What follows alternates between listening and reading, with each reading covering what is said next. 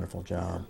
And it was the first time that, being back, that he saw his attorney, and the warden came up to see him speak. So it was a very emotional time for Ben and those individuals. Thank you, Cindy.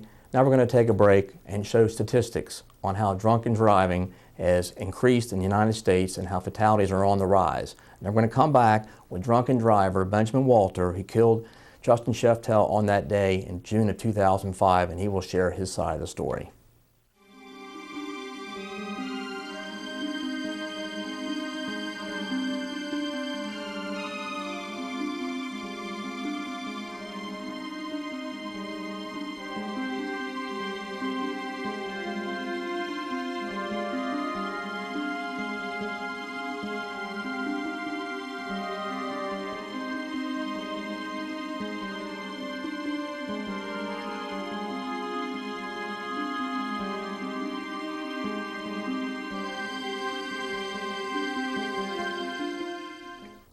Now we're back with Benjamin Walter, the drunken driver who took the life of Justin Sheftel back in June 2005.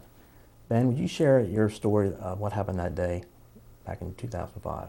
That day I woke up around 12:30 and we went out and got something to eat with my friends. And then we went out on Wave Runners. We had a good time in there. Then we all got showers and headed out to a party on First Street. When we arrived there, all I wanted to do was just relax and have a good time. But I wasn't feeling how I wanted to feel. Started feeling real lonely, broke down emotionally. And then I remember getting so drunk that I fell down a flight of stairs. And my friend, seeing this, he drove me back to 94th Street. And then from there I made the worst mistake of my life. I got a phone call from one of my friends. They wanted to come up and hang out.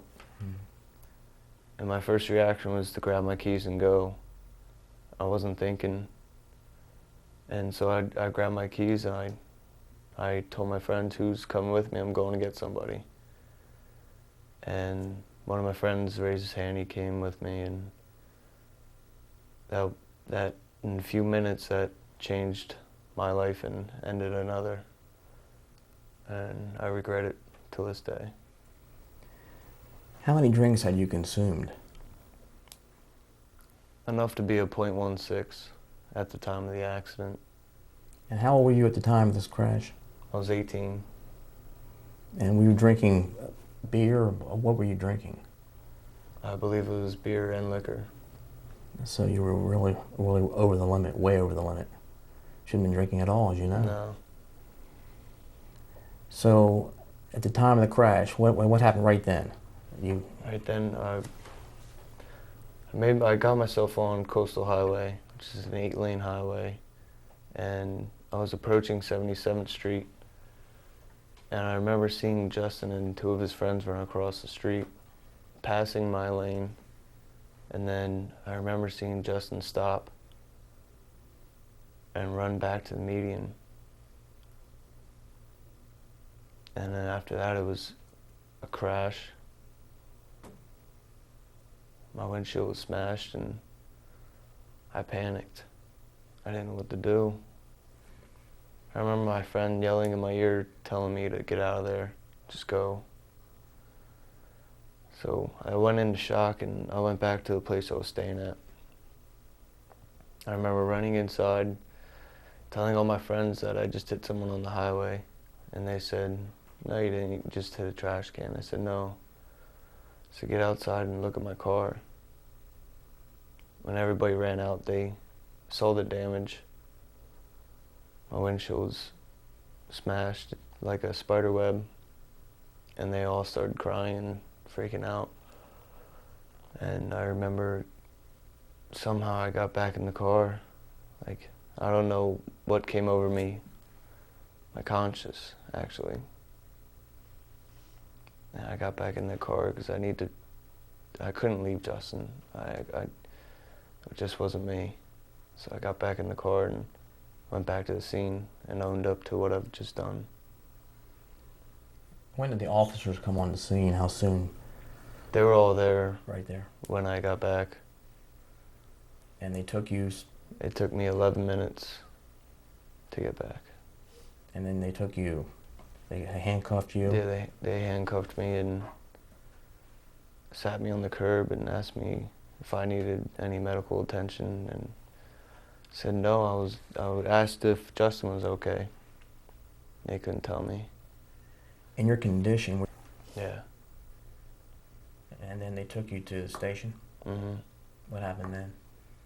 I was put in a holding cell, and I was waiting for them to interrogate me and fingerprint me and photograph the whole 9 yards. What were you thinking at that time? What were your thoughts about what was going to happen next?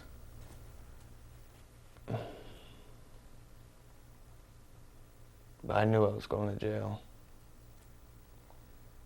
But at the same time, I was thinking, how can I live with myself for just doing what I just did? I didn't want to live anymore, because I didn't want to live with the pain. But a lot of support and friends helped me out with that. So within a matter of days, you were back home in Pennsylvania. Mm-hmm. How were you functioning at that point? Still in a dream, because I wish it was just a nightmare. I mean, it was still all coming back to me, and I was still thinking, what could I have done different? And it doesn't matter how much I beat myself up for trying to think what I could have done different. What matters is that it's done, it's over with. I can't change time. In your circle of friends, did people use designated drivers? Did they hand keys over when they had been drinking? What did people do in your friends when alcohol was involved? I don't know.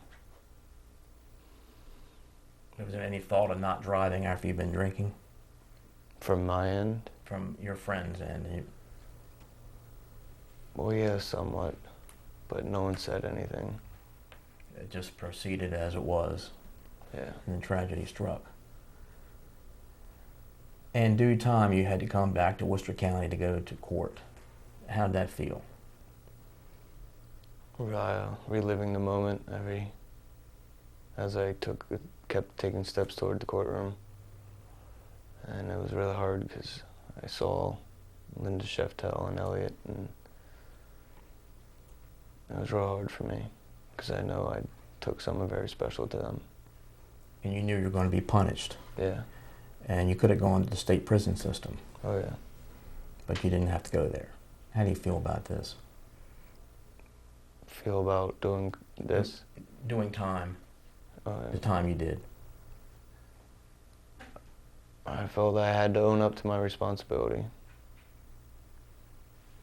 And the public speaking, how do you feel about having to do this for a couple of years? I want to do it because I want to get the message out there. What is your message to the young people, especially underage people? My message is to not feel invincible. You can be anybody. You can be 16, just get your license, or you can be 50 years old. If you make that one wrong decision, you could be in my shoes, or you could be in Justin's shoes. And either side is not anything you want to be. And you've spoken with Ms. Sheftel since this all happened. Is there anything you want to tell her today on camera? I've mentioned this before, and I just want to say that the whole Sheftel family, I'm really, truly sorry of what I've